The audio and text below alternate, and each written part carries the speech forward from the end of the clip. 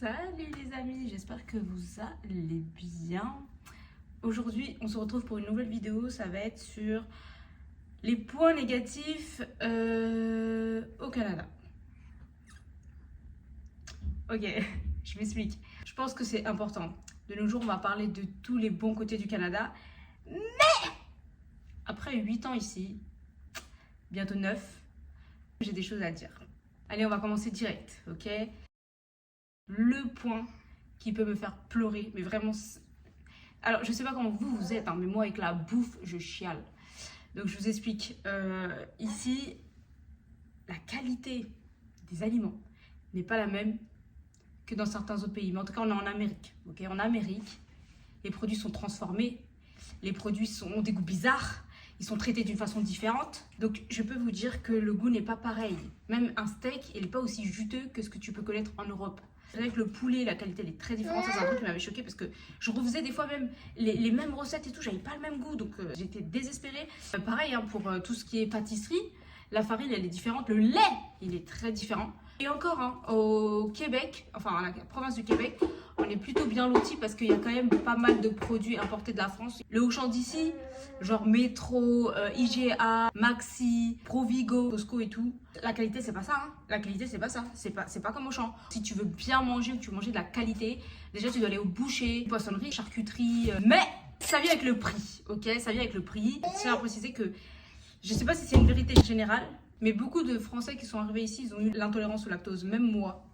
Alors j'avais pas ça. On dirait qu'on a développé ça en fait, ici. Après j'ai pas les raisons, mais en tout cas la bouffe, it's a big issue guys. Alors un autre point, c'est que voyager ça coûte cher. C'est pas comme en Europe, on est quand même bien placé géographiquement, donc on peut se déplacer un peu partout, pour moins cher, pour plus cher, pour voilà. On a du choix. Ici, on est en Amérique, tout coûte cher, tout est loin. Soit tu vas au States, soit tu vas dans les petites îles à côté vite fait et ça coûte super cher. Soit tu restes au Canada, parce que le Canada c'est grand, il y a beaucoup de choses à voir. Mais voilà quoi. Voilà. Je sais que de l'Europe, on avait accessibilité à des voyages qui étaient cool. Franchement, qui étaient cool. Tu peux aller en Italie, tu peux aller en Espagne, tu peux aller au Maroc, tu peux aller à Bali. Tout est plus proche en fait. Donc voilà.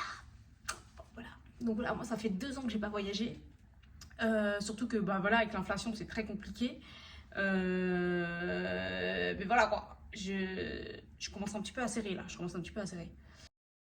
Maintenant, on va parler du suivi médical. Je sais pas si ça c'est vraiment genre nécessaire de le dire. Je pense que tout le monde est au courant. C'est chaud.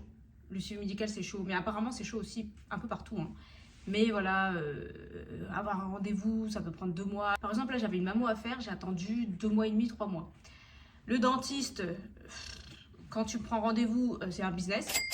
Ils te disent oui, alors on va prévoir que vous allez avoir une carie dans la dent 36 en bas.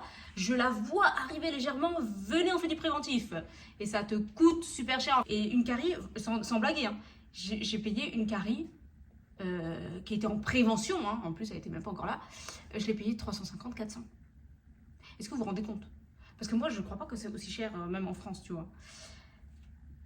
Donc voilà. Et aussi quand vous allez à l'hôpital, bon je pense que c'est un peu partout pareil, hein, mais c'est super long, en urgence c'est encore pire, avoir un pédiatre c'est compliqué, nous on a dû faire des stratégies là parce que c'est long, je sais pas là combien de temps j'aurais attendu, mon enfant il vient de naître et il faut faire les rendez-vous, c'est assez compliqué. Après professionnellement je vous dirais que, alors moi ça c'est mon avis personnel, ici j'ai travaillé dans 4 entreprises différentes, ça va faire 9 ans que je suis là bientôt. Je travaillais dans le ferroviaire, dans l'aéronautique, dans la banque et dans la télécommunication. Des postes en gestion de projet. Alors, je vous explique. Il y a beaucoup d'hypocrisie. Moi, c'est un truc que j'ai remarqué direct. C'est-à-dire que s'il y a un truc qui ne va pas, ou qu'il y a un truc qu'ils ont à vous dire, ils ne le disent pas directement. Parce qu'en fait, les Québécois sont trop polis. Donc, c'est super bien. Ça veut dire que c'est agréable à l'ambiance au travail. Mais vous n'allez pas savoir directement s'il y a un truc qui se passe, ça peut durer longtemps. J'ai vu des gens se faire virer sans savoir que ça n'allait pas bien. Ils évitent vraiment les conflits. Ici, ils n'arrivent pas à faire face à ça, ils préfèrent éviter. Ils sont tellement genre polis et tellement dans la vie douce que je crois que s'ils peuvent éviter ça et vite passer à autre chose, c'est ce qu'ils vont faire. Dites-vous que moi, je me suis déjà fait virer une fois, j'étais pas au courant. Je sais pas quand. Et je me suis fait virer pour les questions de Covid. Mais même là, la manière dont ça avait été fait, je pense que j'en parlerai dans une autre vidéo, ça m'avait traumatisé. Hein. Non, mais vraiment, ça m'avait traumatisé. En tout cas, voilà, les façons de faire sont différentes. Et d'ailleurs, en parlant de taf, qu'on peut se faire virer, ça, c'est un point négatif. Mais pour moi, c'est un point positif, mais c'est aussi un point négatif. Je vous explique. Ici, tu peux te faire embaucher super vite. Donc, tu peux trouver vraiment des belles opportunités parce que justement, il n'y a pas ce truc en France où ils doivent vraiment pas se tromper parce que sinon, la personne elle reste sur le même poste pendant des années et s'il est incompétent, c'est compliqué. Non, ici, c'est il te laisse ta chance, t'es pas bon, tu dégages. Donc, ça fait un petit peu peur. C'est vrai que quand on arrive en tant que Français, nous, on est vraiment dans un pays très sécuritaire dans tellement de choses. Rien que le chômage en France, je crois, c'est 2 ans. Après, tu travailles 6 mois, tu peux renouveler. Enfin bref, c'est une dinguerie. Ici, c'est 6 mois. Voilà, c'est 6 mois. Et je sais pas comment ça fonctionne pour le renouvellement, mais je connais pas tout ça. Mais tout ça pour dire qu'en tout cas, il n'y a pas de sécurité de l'emploi. Tu peux te faire virer du jour au lendemain, mais tu peux également trouver du travail du jour au lendemain. Donc voilà, ça vient avec ses avantages, ses inconvénients. Moi, je pense que pour les bosseurs, c'est bien de venir en Amérique. Mais après, pour ceux-là qui veulent profiter du système, c'est pas, faut pas venir en Amérique, ok? Venez pas là. Ici, c'est un pays très capitaliste. Et encore, je suis pas dans la province où c'est le pire, mais c'est un pays très capitaliste, il faut faire de l'argent, ok? Il faut servir à quelque chose. Sinon, tu vas devenir un paria ici, donc voilà. Un autre point, c'est les infrastructures. Les infrastructures ici, elles sont horribles. Genre les routes et tout, trop mal construites. Après, voilà, il y a eu plein de problèmes avec la mafia. Ils ont pris l'argent, les taxes, les trucs. Et au final, ils ont mis une bonne partie dans la poche. Ça, je crois, c'était en 1900. Oui, j'ai fait des recherches. Parce qu'à la fois, je me suis dit, mais attends, mais pourquoi les routes, elles sont comme ça? On dirait, c'est un pays. En fait, je vous jure, alors je n'ai pas envie de dire un pays, parce que voilà, j'ai pas fait tout le pays, j'ai pas fait tout le Canada, mais le Québec, il y a des endroits, je me dis, mais c'est en voie de développement là. C'est pas possible. Les routes, elles sont explosées, la façon même c'est balisé, qu'ils font les travaux à n'importe quel moment, n'importe comment. Je me dis, mais attends, mais même au pays, ils font mieux que ça. Donc je sais pas. En tout cas, les routes sont catastrophiques. Si vous venez ici avec des belles voitures, faire attention parce que tu te prends vraiment des trous de ouf. Tes suspensions, voilà, tes roues, voilà. Et puis aussi la circulation, ça s'est dégradé d'année en année parce qu'en fait, il y a eu tellement de nouvelles immigrations que les infrastructures, que ce soit les logements, que ce soit les routes et tout, n'ont pas suivi. Donc ça, c'est quand même très problématique. Après, pour les personnes qui viendraient ici, les loyers ont beaucoup augmenté. Pour des logements, des fois horribles. Je vous dis la vérité, c'est horrible. Il y a des trucs, c'est horrible, ça vaut pas le prix. On entend les voisins, il y a des problèmes, il y a des insectes, il y a aussi des rats et tout. Ici, en fait, c'est des constructions qui sont très différentes de la France. Donc, vous allez rencontrer des problèmes que vous n'auriez même pas su que ça existe. Ça peut rendre votre expérience très difficile. Un truc que j'ai remarqué, alors franchement, vous m'excuserez d'avance, je sais pas qui regarde cette vidéo, mais je trouve que les standards ici ne sont pas pareils qu'en Europe. Je m'explique. Comme je l'ai dit, on a plusieurs apparts et on a dû faire beaucoup de travaux.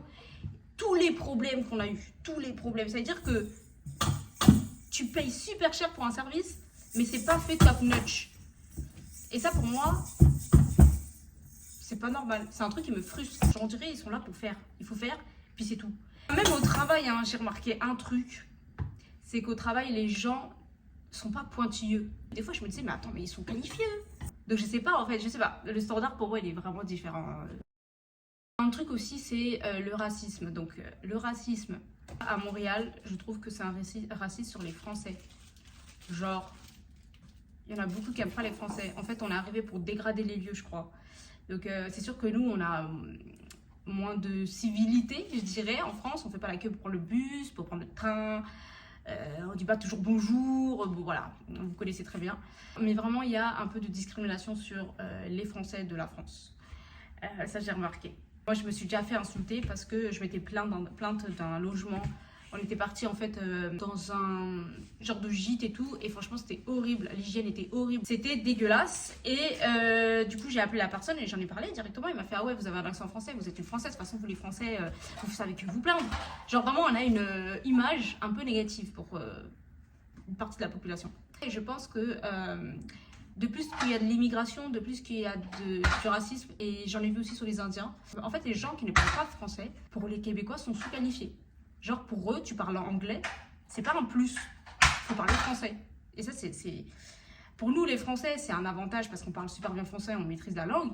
Mais pour les gens qui viennent d'Asie, ils viennent faire leur expérience ici, s'ils savent pas placer un mot en français, ils sont maltraités. Je suis un peu dégoûtée de ça, ce comportement-là, mais parce qu'on est en Amérique quand même, c'est censé être une ouverture d'esprit. Mais ici, on retrouve quand même des gens bien arriérés. Hein. Donc voilà, il faut se préparer à ça. Bon là, je vais surprendre personne avec ce point-là, mais il fait trop froid au Canada. La vie de ma mère. C'est pas que le froid, c'est que c'est super long en fait. Donc du coup, tu peux passer vraiment des journées où la nuit, elle arrive super tôt. Il y a une année, ça a duré 6 mois, je crois. Après, on a eu un été de 1 mois et demi. Et après, on est retourné dans la merde. C'est pas pour les faibles, hein, venir au Canada. Après, bon, je vous dis, ça s'est amélioré avec le temps. J'ai l'impression que là, on a eu un été, là, on est en 2024. On a eu un été tard LA. Hein. Non, mais vraiment, c'était trop bien. Franchement, j'ai trop aimé. Après, il y a un autre truc que je dirais, et ça, c'est peut-être personnel à moi. Tout ce qui est transgenre, gay et tout, à l'école, on introduit ça beaucoup trop tôt pour les enfants. Et il y a des gens qui sont pas majeurs, qui ont le droit de changer leur sexe parce qu'ils ont décidé que ils n'étaient pas dans le bon corps, sans l'autorisation des parents. Si moi j'ai envie de parler de ça avec ma fille, je vais parler de ça avec ma fille. Mais à l'école, je sais pas, je trouve que l'éducation et l'éducation, mais à un moment donné, vous prenez pas notre rôle de parent en fait.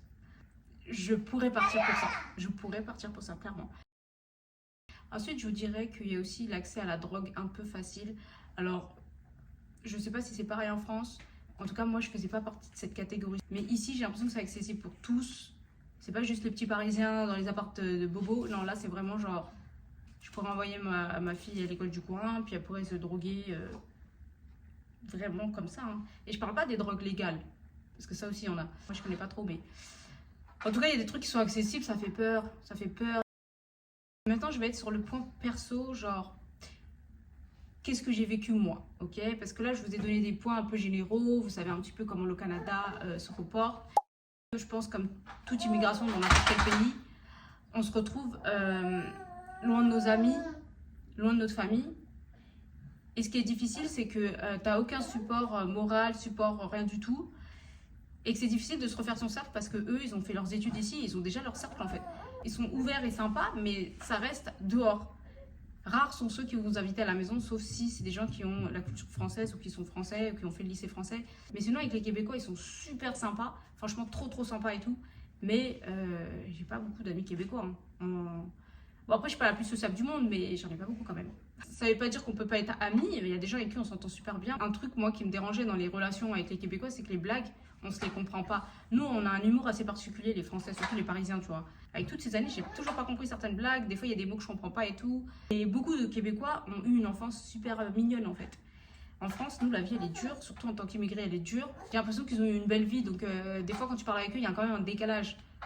Donc, quand je suis arrivée ici, moi, j'ai pas retrouvé de la sonorité. Bref, du coup, voilà. Là, je vous ai peint un tableau négatif. Et là, ils vont venir me insulter. Mais il y a vraiment énormément de points positifs. Oh. Bon, je vais finir assez rapidement, mais je vais vous faire une vidéo sur le positif.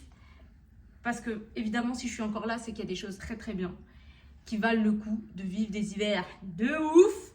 En tout cas, je pense que c'est parfait nulle part. Mais il faut quand même que ce soit des pays qui se rapprochent de vos valeurs, qui se rapprochent de ce que vous aspirez dans la vie et votre vision pour la suite. Donc moi, personnellement, je savais dès le début que la France, ça ne sera pas fait pour moi. J'ai toujours voulu partir en Amérique. Au départ, je voulais partir aux États-Unis. Bon, voilà, je ne vais pas vous mentir, maintenant, ça me donne moins envie, surtout que j'ai des enfants. Et la sécurité ici, au Canada, elle est juste incomparable. Je ne vais pas en parler dans cette vidéo parce que voilà, moi, je raconte trop ma vie. Je vous fais des gros bisous. On se retrouve pour la prochaine vidéo sur les points positifs au Canada. Bisous!